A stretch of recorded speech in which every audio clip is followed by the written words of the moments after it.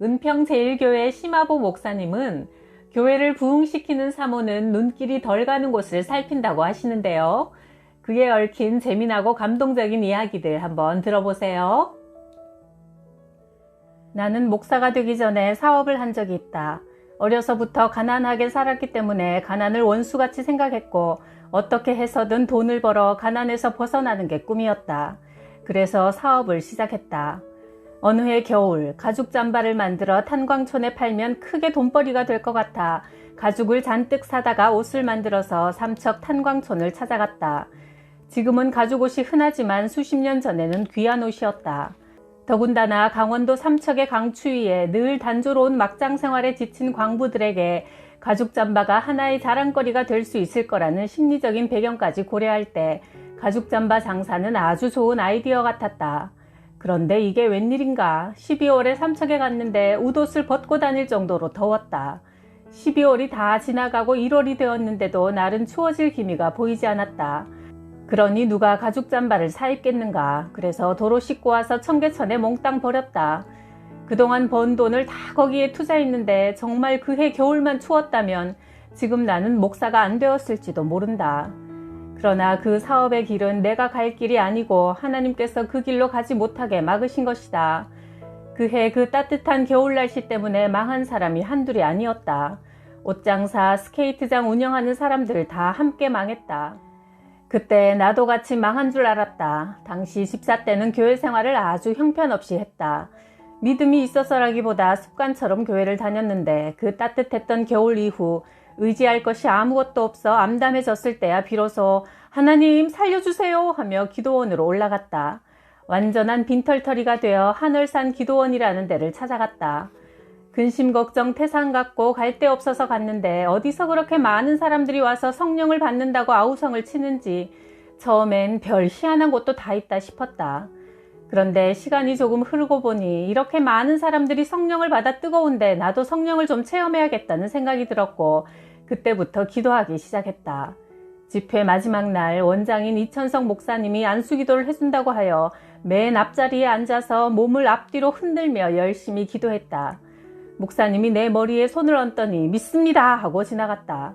그런데 아무 변화가 없었다. 그래서 한 번만 더 받아보자 하는 마음으로 자리에서 일어나 얼른 뒷줄로 가서 앉았다.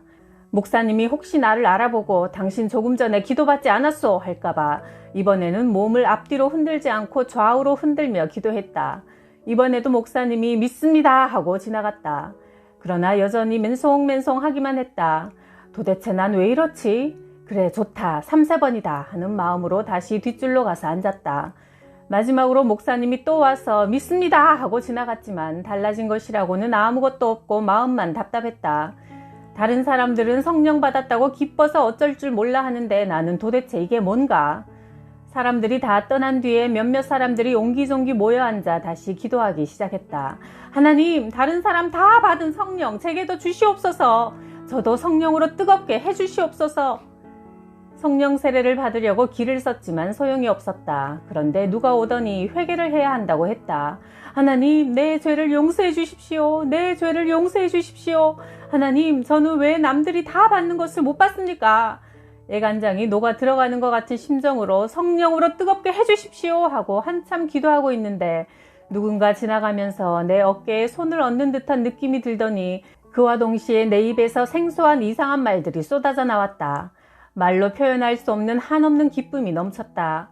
마음이 뜨거워 도저히 그 자리에 앉아 있을 수가 없어 밖으로 나와서 다시 기도했다. 나중에는 곡조까지 붙어서 노래하듯 방언을 했다. 한 30분쯤 지났겠지 생각하고 일어났는데 3시간이 흘러 있었다. 마음이 어찌나 날아갈 듯 기쁘고 좋은지 무슨 일이라도 해야 할 것 같아 빗자루 하나를 들고 눈 덮인 기도원 전체를 싹싹 쓸었다. 그리고는 기도원을 내려왔다. 그런 경험을 하고 난 뒤로는 누구를 만나든 예수님을 전하고 싶어 견딜 수가 없었다. 버스를 타면 옆자리에 앉은 사람에게 복음을 전하고 길 가다가 부딪히면 그 사람에게 복음을 전했다. 그리고 마침내 신학교에 입학했다. 그전에는 신학교가 뭐 하는 곳인지 관심도 없고 신학을 공부할 생각은 더더군다 눈꼽만큼도 없었다. 어떻게 해서든지 돈을 많이 벌고 나중에 장로가 되어 헌금 많이 하려고 했지 목회를 하고 싶다는 생각은 해본 적이 없었다. 그런데 하나님께서 내게 그런 삶을 바라지 않았던 모양이다. 그때 그 성령의 역사가 아니었다면 나는 목사가 안 되었을 것이다. 내가 개척한 은평제일교회가 1년 만에 300명 이상으로 부흥한 것도 성령을 힘입은 결과이며, 목회자로서 이제까지 견뎌올 수 있었던 것도 하나님께서 끊임없이 성령의 충만함을 부어주셨기 때문이다. 교회가 부흥하지 않는다고 문제될 것이 없다. 생활이 어려운 것도 문제될 것이 없다. 성령의 충만함을 받고 나면 난국을 헤쳐나갈 수 있게 된다. 중국의 신학자 워치만 리가 하루는 배를 타고 황하를 건너가는데 배가 그만 암초에 걸려버렸다. 그래서 기도했다. 하나님, 이 배를 어떻게 좀 해주세요. 그러자 이런 하나님의 음성이 들려왔다. 내가 배를 번쩍 들어서 암초를 건너뛰게 해주랴, 아니면 강물이 불어나게 해서 배를 띄워주랴. 워치만 리는 후자의 방법을 하나님께 구했다. 문제는 암초였지만 물이 암초보다 더 많으면 문제될 것이 없는 것이다. 마귀는 자신이 던진 문제에 우리가 걸려 못 이겨낼 때 아주 좋아한다.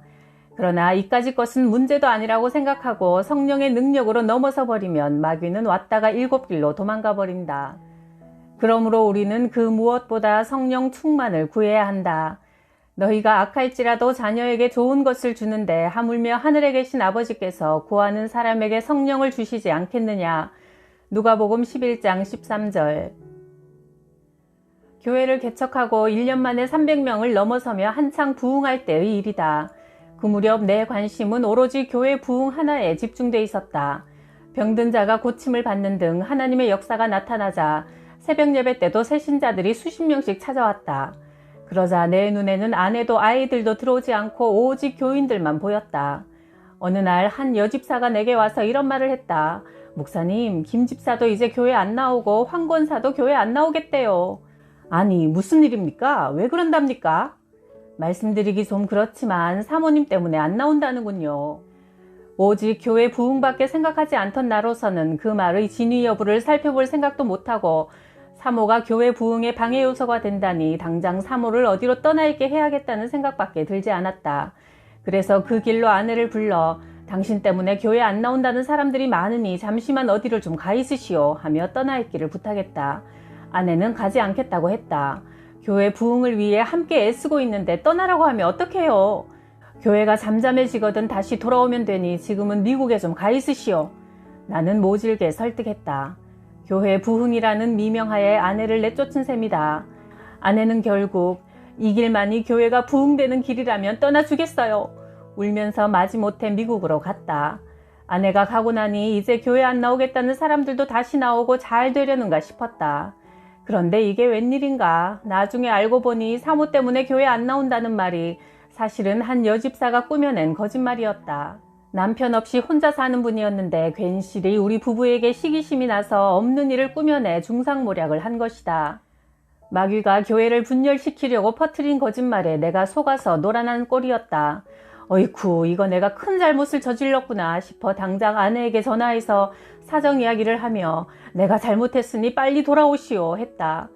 그러나 상처를 입을 대로 입은 아내는 가지 않겠어요. 당신 혼자서 교회 부흥 크게 시켜보세요 했다. 그도 그럴 것이 아무리 교회 부흥을 위해서였다지만 교인들의 말만 믿고 아내를 쫓아내는 남편에게 얼마나 오만정이 떨어졌겠는가. 그래서 내가 통사정을 하며 매달렸다. 당신이 없으니 목회의 지장이 막대하고 혼자서는 신방도 못 다니겠고 밥도 제대로 못 먹겠고 애들도 꼴이 말이 아니니 제발 돌아와 주시오. 내가 잘못했소. 결국 떠난 지 한 달 만에 아내는 돌아왔다. 떠날 때도 고맙더니 돌아올 때는 얼마나 더 고마웠는지 모른다. 사실 내 아내는 그때 한번 죽은 거나 마찬가지다. 믿었던 남편에게 배신당했으니 그보다 더한 정신적 죽음이 또 어디 있겠는가. 나는 그런 일이 있고 난 뒤부터는 교인들이 무슨 소리를 해도 직접 진실을 확인하기 전에는 믿지 않는다. 아내가 한국으로 다시 돌아왔을 때 그간의 처신에 대해 내가 아내에게 깊이 용서를 구했다. 그런 일이 있은 후로 지금까지 나를 뒤에서 잘 돌봐주는 아내가 얼마나 고마운지 모른다. 우리 교회가 예배당을 건축할 때도 동네 사람들이 나와서 반대를 하고 욕을 했다. 그때 나는 그 사람들 앞에 나서기가 참 멋쩍었다. 혹시라도 나중에 우리 교인이 될지도 모르는데 이렇게 얼굴 붉히고 싸웠던 일들 때문에 얼마나 어색해질까 생각하니 나서기가 힘들었다. 그래서 주민들을 상대하는 데는 늘 아내가 앞장섰다. 아내가 대표로 욕먹을 거 다 먹고 건축 비용을 빌리러 다니는 것도 나는 운전만 하고 아내가 모두 처리했다. 굳은 일에 나설 때면 아내는 여보 당신은 뒤에서 기도만 하세요 하며 내가 난처한 자리에 서지 않게 막아준다. 신방할 때도 가능한 한 사모가 동행하는 것이 좋다. 때로는 신방 올 때 꼭 목사님만 오세요 하는 가정들이 있다. 그런 집은 더더욱 사모와 같이 가야 한다. 그것이 목사님과 사모님 둘 다 시험에 빠지지 않고 사는 길이다. 이것이 바로 교회를 부흥케 하는 사모의 역할이요. 목회자들은 그런 아내를 예수님이 교회를 목숨을 바쳐 사랑하셨듯이 사랑하고 옆에서 잘 보호해 주어야 한다. 내가 신학교 다닐 때 동기생 가운데 노처녀가 한 사람 있었다. 시골에서 혼자 올라와 공부하던 사람인데 마땅히 묵을 곳도 없을 정도로 어려운 처지에 있었다. 당시 우리는 팀을 만들어 삼각산에 정기적으로 기도를 하러 다녔는데 한 번은 산에서 그 자매가 기도하는 소리를 듣게 되었다. 아버지 저 왔어요 하더니 자매의 기도는 이렇게 이어졌다. 하나님 아버지 이번 학기 등록을 해야 하는데 당장 돈이 없어요. 며칠까지 내야 하거든요. 그리고 아버지 속옷도 떨어졌어요. 빨래하고 나면 갈아입을 옷이 없어요. 옷도 좀 사주셔야겠어요. 꼭 친정아버지한테 말하듯 기도하고 있었다. 그 자매는 하나님을 친정아버지처럼 믿고 의지하고 있었다.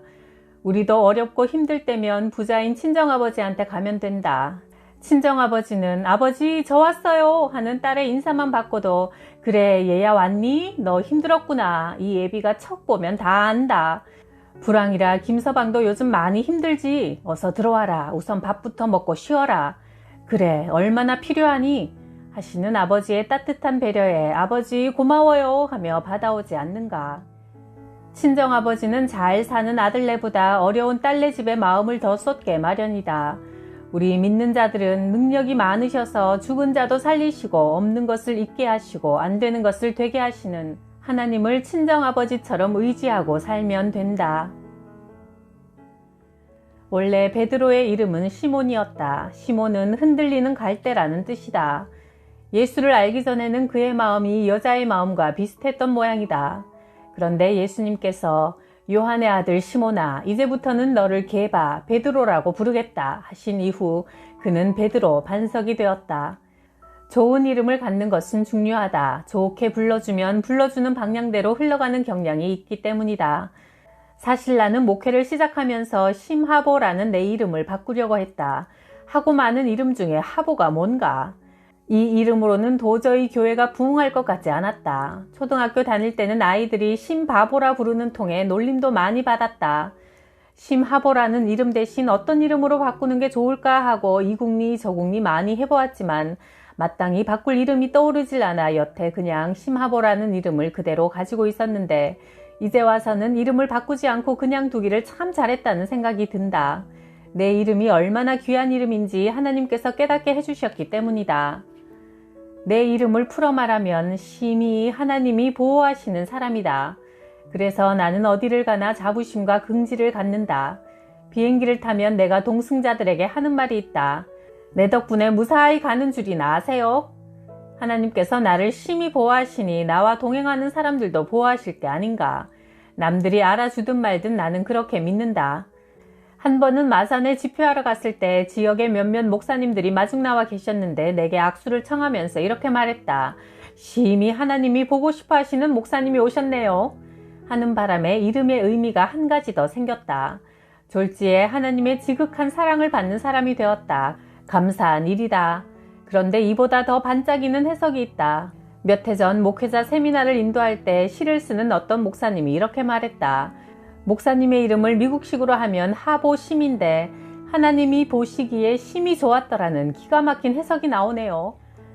시몬이 예수님께서 이름을 바꾸어 주고 나서 베드로의 역할을 잘 감당했듯이 나도 내 이름 뜻에 걸맞게 하나님 보시기에 심이 좋은 사람이 되기 위해 계속 노력하고 있다. 우리의 이름이 무엇인가? 그리스도인 아닌가? 우리는 보통 사람들이 아니다. 하나님의 아들 예수 그리스도께서 목숨을 바쳐 사랑하신 우주 최강의 사랑받는 존재들이다. 그 이름에 걸맞게 살아가자. 언젠가 다른 교회 목사님의 아내가 내게 이런 질문을 했다. 우리 교회가 작기 때문에 다른 교회에 출석하는 친정 가족들이 저희 교회에 11조를 주십니다. 그런데 이것을 교회 재정에 넣어야 할까요? 나는 이렇게 대답했다. 다른 교회에 나가는 가족들이라면 출석하는 교회에 11조를 내는 게 마땅합니다. 저도 개척 당시 경제적으로 너무나 어려워서 부모님께 가족들의 11조를 모아서 보내주면 도움이 되겠다고 했더니 저희 어머님이 뭐라고 하신 줄 아세요? 너도 이 다음에 교인들에게 그렇게 가르칠 거냐? 내가 섬기는 교회가 따로 있는데 내가 어떻게 너희 교회 11조를 하겠니? 내가 너를 위해 할 수 있는 것은 기도밖에 없다. 가족들에게 11조를 받는다면 나중에 내 교인들이 목사님 11조는 제가 우리 교회보다 더 어려운 교회에 하겠습니다 하고 말해도 할 말이 없게 됩니다. 그것은 하늘나라의 질서를 깨트리는 일입니다. 그리고 왜 이것을 교회 재정에 넣어야 할지 말아야 할지를 고민합니까? 받으면 안 되는 것이요. 그리고 무슨 돈이든 일단 헌금으로 들어오면 당연히 교회 것이지 목회자의 것이 아닙니다. 한 번은 저희 교회에 출석하던 사람이 다른 교회로 옮겨갔습니다. 우리 교회에서 문제도 해결받고 가족도 구원받은 성도였는데 어느 날 제게 이런 편지를 보내왔어요. 다 좋은데 이 교회에는 찬양이 없어서 다른 교회로 가겠습니다. 개척교회 때라 찬양 인도하고 악기를 연주할 사람들도 부족해서 찬송이 약하긴 했습니다. 그래서 나는 그분에게 다른 교회로 가셔서 더 열심히 신앙생활 잘 하시라고 했습니다. 그랬더니 얼마 지나서 그 성도가 목사님 책 사보시는데 보태 쓰세요 하며 도서비를 보내왔어요. 저는 당장 돌려보냈습니다. 제가 왜 우리 교회 성도도 아닌 사람에게서 돈을 받습니까? 제게는 제 양이 있는데 왜 남의 양에게서 얻어먹겠습니까? 그래서 도서비는 당신이 섬기는 목자에게 주라고 했더니 적어서 안 받는 줄 알고 돈을 더 넣어서 보냈더군요. 다시 돌려보냈습니다. 그랬더니 저보고 목사님은 참 이상합니다. 다른 목사님들은 주면 다 받는데 왜 안 받으세요? 했습니다. 그러나 받아야 할 이유가 전혀 없습니다. 그래야 하나님 앞에서나 사람 앞에서나 떳떳하게 목회할 수 있습니다. 준다고 덥석덥석 다 받아놓으면 그것이 미끼가 되어 언제 곤란을 겪게 될지 모릅니다. 마음에 부담이나 두려움이 있어서는 목회도 신앙생활도 바르게 할 수 없습니다. 홀어머니와 외아들 단둘이 살다가 아들이 차만 아가씨와 결혼해 새 식구가 되었다. 이제 막 신혼여행에서 돌아왔는데 아들 회사에서 연락이 왔다. 미국 지사에서 일을 하게 되었으니 얼른 미국으로 떠나라는 것이다. 결혼한 지 일주일도 안 되어 남편은 그렇게 미국으로 떠나버리고 새 신부는 남편과 깊은 사랑을 충분히 맛보기도 전에 이별의 아픔을 감수해야 했다. 신랑이 간 뒤로 6개월이 지나도 소식이 없고 1년이 지나도 소식이 없자 시어머니는 며느리를 잘못 얻어서 아들에게 무슨 일이 생긴 거라며 며느리를 구박했다. 그러자 며느리도 딴 마음을 먹기 시작했다. 괜히 일찌감치 인생 포기하지 말고 내 살 길 찾아 떠나자 하고 마음먹었다. 보따리를 싸서 집을 나오려는데 갑자기 시어머니 생각이 났다. 그래도 미우나 고우나 내가 모시고 있던 분인데 갈 때 가더라도 따뜻하게 밥 한 공기는 대접하고 가야겠다. 그래서 맛난 음식을 만들어 시어머니께 대접해드렸다. 시어머니는 영문도 모르고 기뻐하며 식사를 했다. 설거지까지 끝낸 뒤 이제는 진짜 이별이다 생각하며 대문을 나서려는데 우편 배달부가 남편의 편지를 들고 왔다. 반가운 마음에 보따리를 들고 방으로 다시 뛰어들어가 편지를 읽어 내려갔다. 사랑하는 아내에게 여보 고생 많지? 나 이곳에서도 한시도 당신을 잊어본 적이 없어. 편지는 금세 눈물로 뒤범벅이 되었다. 이렇게 자신을 사랑하는 남편의 마음도 모른 채 집을 떠나려 했던 자신의 모습이 어리석어 보여 쌌던 보따리를 다시 풀었다. 내가 못된 년이지. 남편이 이렇게 나를 사랑하는데 가긴 어딜 가. 그리고 시어머님이 구박할 때마다 방에 들어와 편지를 읽으며 용기를 얻었다. 나중에는 편지 내용을 몽땅 외워버렸다.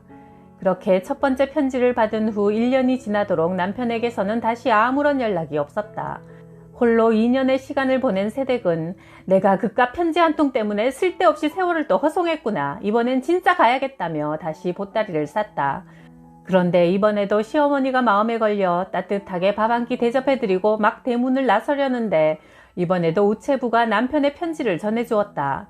여보, 그동안 연락이 없어서 걱정 많았지? 걱정하지 마시오. 당신이 살 집을 준비하느라 바빠서 연락을 못했소. 내 조만간 당신을 데리러 갈 테니 조금만 더 참아주기 바라오. 사랑하오. 편지를 읽고 나니 그동안 쌓였던 서름이 눈물이 되어 뚝뚝 떨어졌다. 집을 떠나려 했던 마음은 어느새 사라져버렸다. 시어머니의 구박이 심해질 때마다 세댁은 편지를 읽으며 힘을 얻었다. 그렇게 읽고 또 읽다 보니 나중에는 편지 내용을 다 외워버렸다. 그렇게 또 세월이 흘렀다. 이제는 더 이상 편지 때문에 인생을 망칠 필요 없다는 생각이 들어 이제 떠나면 다시는 돌아보지도 않으리라 마음먹고 마지막으로 어머니에게 식사를 차려드리고 나오는데 초인종이 울리더니 소포예요. 도장 가지고 나오세요. 한다. 남편이 보내온 작은 소포였다. 방으로 가지고 와서 뜯어보니 예쁜 상자 안에 반짝반짝 영롱한 빛을 내고 있는 다이아몬드 반지가 고이 들어있는 게 아닌가. 작은 쪽지에는 여보 내 사랑의 증표로 이 선물을 보내오 라고 쓰여 있었다. 다시금 힘이 났다. 그렇게 행복할 수가 없었다. 새댁은 반지를 이불 밑에 숨겨놓고 시어머니가 아무리 눈총을 주고 구박을 해도 반지를 끼워보며 견딜 수 있었다. 그러던 어느 날 남편에게서 전보가 왔다. 모월 모일에 한국에 도착하오. 공항으로 마중을 나오시오. 드디어 그날이 되었다. 무슨 옷을 입고 공항에 나갈까 고민하며 옷장을 뒤졌지만 그동안 딱히 옷을 사입지도 못하고 하여 마땅한 옷이 없었다. 결혼식 날 입었던 드레스가 전부였다. 하얀 웨딩드레스를 입고 공항에 도착하니 입국 절차를 마친 사람들이 하나둘씩 나오기 시작했다. 그중 눈부시게 하얀 신사복을 차려입은 남자와 새댁의 눈이 마주쳤다. 눈길이 오가는 순간 그들은 상대가 자신의 아내요 신랑이라는 것을 깨달았다. 아내의 눈에서 눈물이 뚝뚝 떨어졌다. 신랑은 아내를 꼭 안고 눈물을 닦아주며 이렇게 말했다. 여보 그동안 고생 많았지. 나 없는 동안 애 많이 썩구려. 당신과 함께 살 집을 마련해 놓고 오느라고 이렇게 늦었어. 자 이제 갑시다. 나와 함께 가서 영원토록 행복하게 삽시다. 이것이 바로 성경의 스토리다. 첫 번째 온 편지가 구약성경, 두 번째 온 편지가 신약성경, 세 번째 온 선물이 위로의 성령님, 네 번째 온 전보가 천사의 나팔소리, 그리고 공항에 온 신랑이 예수님이시다. 공항으로 마중 나간 아내는 물론 우리다. 우리는 신부되고 예수 그리스도는 신랑이 되신다. 신부된 우리는 신랑을 만날 때 우리의 주홍 같은 피를 예수님의 보혈로 다 씻고 새하얀 세마포를 입게 될 것이다. 우리의 신랑 되신 예수님께서 이렇게 말씀하신다. 너희는 마음에 근심하지 마라. 하나님을 믿고 또 나를 믿어라. 내 아버지 집에는 있을 곳이 많다. 내가 너희를 위해 처소를 마련하러 가니 너희가 있을 곳을 마련하면 다시 와서 너희를 내게로 데려다가 내가 있는 곳에 너희도 함께 있게 하겠다.